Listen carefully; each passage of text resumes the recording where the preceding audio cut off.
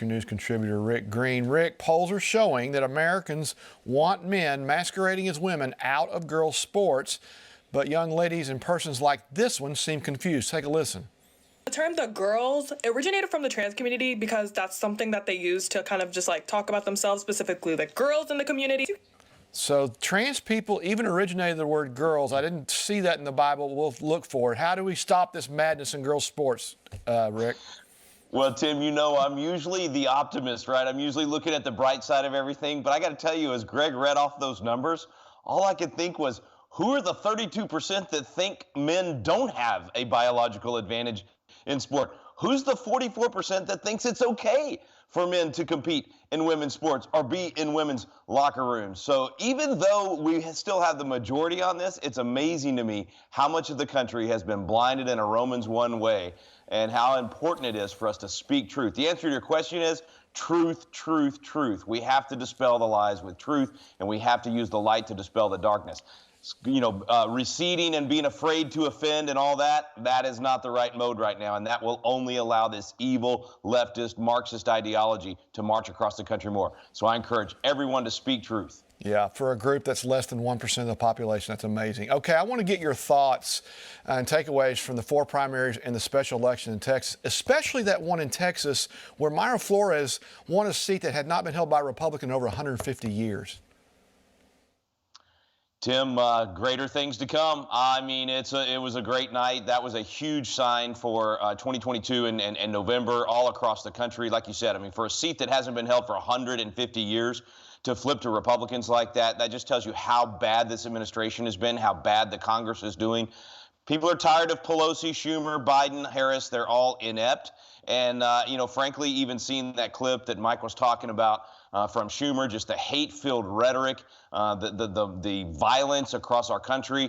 Doesn't matter if you're Republican or Democrat. Most people realize this is the wrong path, and it's time for a change. Now, you heard that story on the 23 pro-life centers being burned or vandalized. What do you think is a greater contributor to that violence? The president failing to condemn it, or Chief Justice Roberts failing to even release the verdict there on Roe v. Wade? Well, it's all part of it. I really thought that they would release the opinion sooner rather than later. I don't see any reason why they haven't done that. And I do agree that Justice Roberts shares some of the blame for just the contention in the country for not moving forward on this. Bad decision. He may have his strategic reasons for waiting, but it should have been done. I think the biggest factor is the rhetoric of folks like Chuck Schumer. I mean, when he tells everybody, reap the whirlwind and you're going to pay a price, I mean, that is rhetoric that is unacceptable. Yeah, unless he's trying to get the justices to rewrite it and change it. Hope not. Yeah. Energy Secretary Jennifer Granholm is rivaling Kamala Harris for strange, out-of-the-touch comments. Here's her message for Americans who can't afford fuel right now. If you were in Brazil, you'd be paying the same amount for gas at the pump, over $5. If you were in Canada, you'd be paying over $6. If you were in Germany, you'd be paying over $8. So we're talking about the United States, though. We're talking about the United States right now and what the president can do. Okay, this is the woman who's the Energy Secretary of the United States to solve our problems, not Brazil's. Has she accomplished anything for the American people?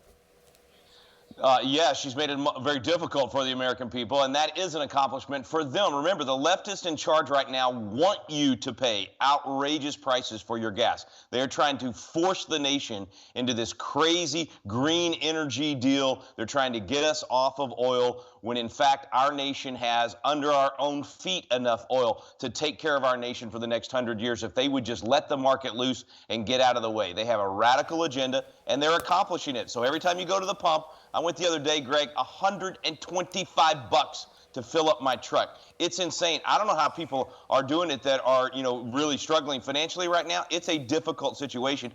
It's not only that they don't care, they're getting what they want. They're forcing the agenda that they want. So the best way that we can fight back is to be educated. Got 30 seconds here. Tell our viewers about Patriot Academy and what happens there. Well, a lot of things. Most importantly, education about how to be a good biblical citizen. Those kids you see in the video right there, state capitals all across the country, they're coming in and learning leadership skills, biblical worldview, and how to win the culture back. Be encouraged. There's a remnant rising. God's bringing up a remnant with that biblical foundation to bring our nation back to righteousness. A remnant rising. I like it. Rick, we'll be back to you in just a moment.